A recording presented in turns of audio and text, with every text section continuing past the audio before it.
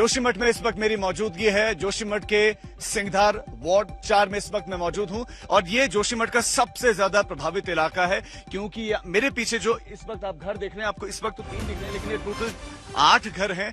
इन 8 घरों को खाली करवाया गया है। ये सभी लोग अलग अलग जगहों पर रह रहे हैं और एक ही कमरा इनको दिया गया। इनके बड़े बड़े घरों पर बड़ी बड़ी क्रैक्स हैं, बड़ी बड़ी दरारें हैं। एक तरफ ये पूरी की पूरी बिल्डिंग झुक गई है। ये कब गिर जाए कुछ कहा नहीं जा सकता है। इन तमाम बिल्डिंग्स के ठीक पीछे 2 बड़ी बड़ी इमारतें हैं, दोनों बड़े बड़े होटल्स हैं। ये दोनों बड़े होटल संचालक अपने आप को पीड़ित बता रहे हैं, लेकिन ये जो 8 घर के लोग हैं या जो नीचे की तरफ लोग रहते हैं वो उन्हें पीड़ित नहीं, आरोपी कह रहे हैं कि उन्होंने यहां पर नियमों का उल्लंघन किया। उन्होंने बेतरतीब तरीके से होटलों का निर्माण कर दिया और वही खतरे की वजह बना है आज जो इनके घर धंसे हैं, आज जो इनके घरों में दरारें पड़ी, आज जो इनके घरों के पिलर टूट गए, दोनों घर आपस में जुड़ गए हैं, एक तरफ झुके हैं। किस पल ये बिल्डिंग्स गिर जाएंगी कुछ कहा नहीं जा सकता है। वो सीधा सीधा दोषारोपण उन पर करें।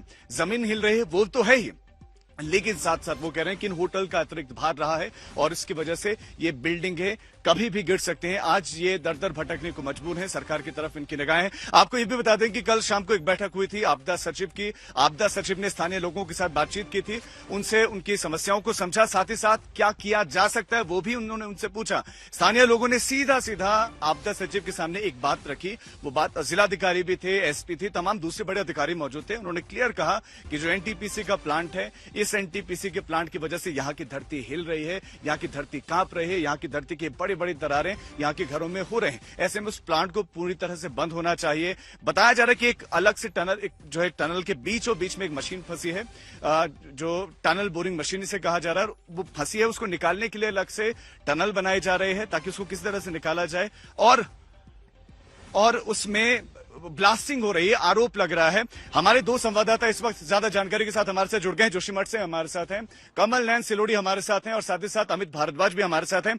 सबसे पहले कमल, आपके पास आते हुए पहले तो सीधा आप तस्वीरें दिखाएं, जोशीमठ की वेदना, वहां की पीड़ा आप दिखाएं, और साथ साथ मैं अभी इस वक्त आपको ये बता दूं कि हलचल बहुत ज्यादा है। मैं हेलीकॉप्टर की मूवमेंट भी देख पा रहा हूं इस वक्त। मुख्यमंत्री को भी अब से कुछ देर बाद पहुंचना है और ये मूवमेंट शुरू हो गई, हेलीकॉप्टर्स का पहुंचना शुरू हो गया है।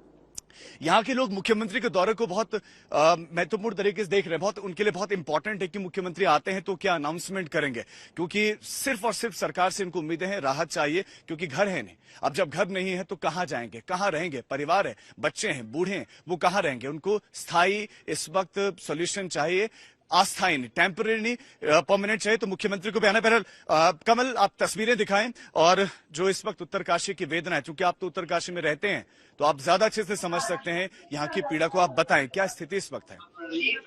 जी राजीव, यहाँ पे मैं मनोहर बाग में हूँ। यहाँ की तस्वीरें देख सकते हैं, मकान लगातार धंस रहे हैं और आज खुद गढ़वाल कमिश्नर ने भी माना है कि मनोहर बाग में लगातार दरारें बढ़ती जा रही है। यहाँ लोगों ने घर छोड़ दिया है और रोते हुए ये लोग अभी आज मुख्यमंत्री जी पहुंच चुके हैं आर्मी हेलीपैड में। और अब इन लोगों की उनसे ही यहाँ पे उम्मीद दिखाई दे रही है, क्योंकि यहाँ पे हर घर फटा हुआ है, मकान छोड़ चुके हैं, लेंटर पूरा टेढ़ा हो चुका है, ये घर पूरा ढहने को है और अब यहाँ रहने लायक नहीं है। अंदर जाओ तो एकदम फिसल पट्टी जैसा यहाँ पे माहौल बना हुआ है। ऐसे हाल है, यहाँ पे उतरने का वो दिखाई नहीं दे रहा है। हर किसी की यहाँ पे इस समय बुरे मकानों के हाल बुरे हो चुके हैं। मकान देख के लग नहीं रहा है कि ये मकान है, क्योंकि इस पे कैसे रहे।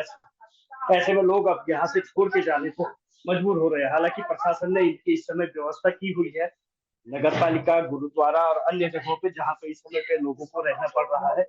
अब मुख्यमंत्री पहुंच चुके हैं तो देखते हैं क्या उम्मीदें इनकी बढ़ती है, क्या मुख्यमंत्री जी इनके लिए करते हैं। जी राजीव। ठीक है, आप हमारे साथ बने रहे। कमल, मैं आपके पास लौटता हूं। बिल्कुल प्रशासन ने व्यवस्थाएं की हैं, इसमें कोई शक नहीं है। 3 अलग अलग जगहों पर लोगों के ठहरने की व्यवस्था की गई है, जिसमें गुरुद्वारा प्रबंधन पूरी मेहनत कर रहा है। गुरुद्वारे में व्यवस्था की गई, नगर पालिका का कार्यालय है, वहां पर रुकने की व्यवस्था है, स्कूल में व्यवस्था है। हमारे साथ हमारे संवाददाता अमित भारद्वाज भी हैं।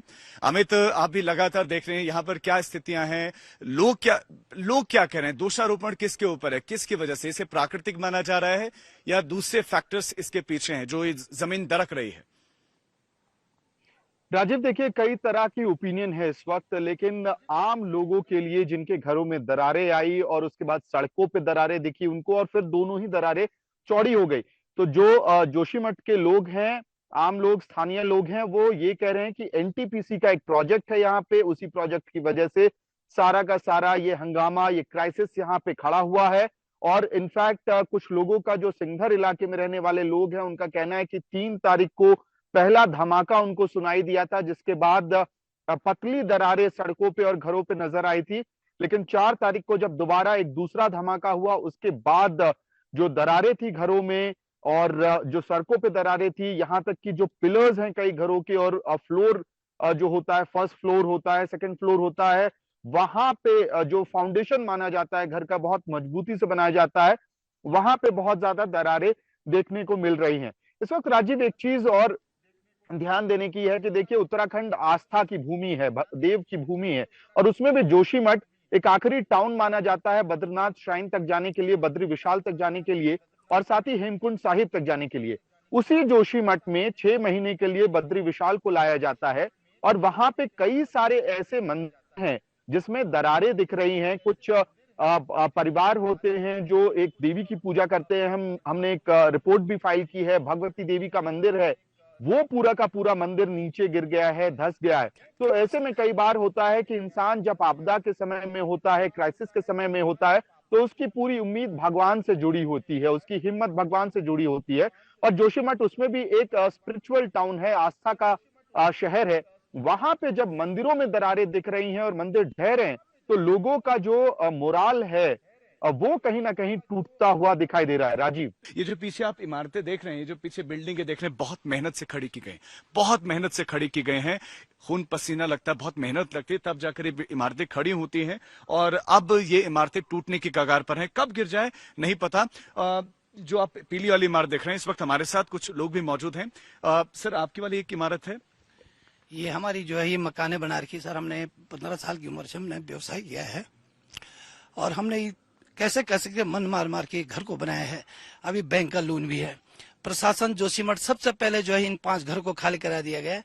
अब 5 घर खाली करने के बाद जो है अब फिर 10-12 घर, और क्योंकि इमारत इस तरह से धंसेगी, जब जो दरारें पड़ रखी है वो, अगर वो दरारें जैसे धीरे धीरे खुल रही, अगर वो इमारतें, इसके सिर्फ नगर पालिका ने 3 मंजिल की परमिशन दे रखी इन लोगों के लिए। नगर पालिका ने साफ फाइल दे दी है शासन प्रशासन को। 1 महीने से शासन प्रशासन भी घूम रहे, मगर शासन प्रशासन कुछ नहीं कहा। हमने यही कहा भाई जो लीगल है उसको रहने दो, जो अनलीगल है उसको तोड़ दिया जाए। हम लोगों का घर छोड़ने का मेन कारण प्रशासन, तहसील, उन्होंने ये कहा कि भाई इस यहाँ तुमको रातों रात 3 तारीख रात को जब ये धमाका हुआ, तो 4 तारीख को सारे किराएदार खाली कराए। जो किराएदार की हमारी रोजी रोटी थी, हम अपने बच्चों को पढ़ाते थे और हमारे व्यवसाय ये था। अभी बैंक का लोन भी हमारे पास, बैंक का लोन भी मेरे पास, अभी बैंक का लोन भी है। और समस्या इस इमारत में जो होटल मांडवी और होटल एलिफेंट, ये दोनों जो है, ये मलालिन होटल, इन दोनों ने बहुत दहशत कर किया। और सबसे पहले प्रशासन ने हम ही को खाली कराया कि यहाँ से तुमको नहीं रहना है। 11 साढ़े 11 बजे रात को जो है तहसीलदार साहब भी आए कि यहाँ रह रहे नहीं रह रहे। हम प्रेमा देवी का घर उस पर आए थे, हम वहाँ गुरुद्वारे में कमरा मिला था, हम उस दिन सामान सेट कर रहे थे, इसलिए हम वहाँ मिले नहीं। इसलिए प्रशासन यहाँ आया था, तो फिर फोन करके हमने कहा भाई हम फलानी जगह पर आज जो है रिश्तेदार क्या है, कल से सामान वगैरह इकट्ठा करेंगे। और अभी हमें एक ये है कि अगर प्रशासन इस जो अनलीगल होटल है, जिस होटल से 2 स्वामी होटल हैं, इन होटलों से 5 परिवार तो अलर्ट हो ही गए, अब 20 परिवार को अलर्ट कर दिया गया। इनको भी ये कहा गया कि तुम यहाँ से तुरंत खाली करो। पर जाए 5 नहीं 20 परिवारों को आप कह रहे हैं कि अभी दहशत में उनको अलर्ट जारी किया गया। मैं देख पा रहा हूँ कि पीला वाला आपका मकान है। जी सर, जी सर। इतना बड़ा मकान आपका है, लेकिन अभी आपको सिर्फ एक कमरा मिला है रहने के लिए। जी सर, जी सर। एक कमरा मिला हुआ है, उस पर कोई खाना पीने की व्यवस्था नहीं है। हम तो रात को भी जो है खाना बनाने के लिए घर पे आ रहे हैं, कहाँ जाएंगे खाना बनाने के लिए? खाना बनाने के पूरे परिवार अगर न चाहे कोई बात हो जाए इसी खाना खाते समय, तो प्रशासन से हमारे यही लेवन है कि सबसे पहले जो है दहशत इसी जगह की है, और इन 2 इमारतों से दहशत है जिसपे जो है मोटी मोटी दरारें हैं। और आज हम जो है बहुत बेघर क्या बेघर हो गए, बैंक का लोन सर पे है। अब इसमें सरकार क्या कराती है, धामी जी क्या करते हैं, प्रशासन क्या करता है। और आज के युग के भगवान पत्रकार लोग हैं जो शासन प्रशासन की आंखें खोलती है। हम तो तुम्हारे भी बहुत आभारी रहेंगे, और आप इसको जो है हमको ठीक ठाक करने की कृपा करें। बोलते बोलते आंखों से आंसू छलक पड़ते हैं, यही इस वक्त स्थिति है। बहरहाल लेकिन अधिकारी जो है उनकी यहाँ पर मौजूदगी है, अधिकारी लगातार यहाँ पर गश्त कर रहे हैं। अधिकारियों ने पूरे इलाके का मुआयना किया, जो अधिकारी आ रहा है वो मुआयना कर रहा है, देख रहा है स्थितियों को।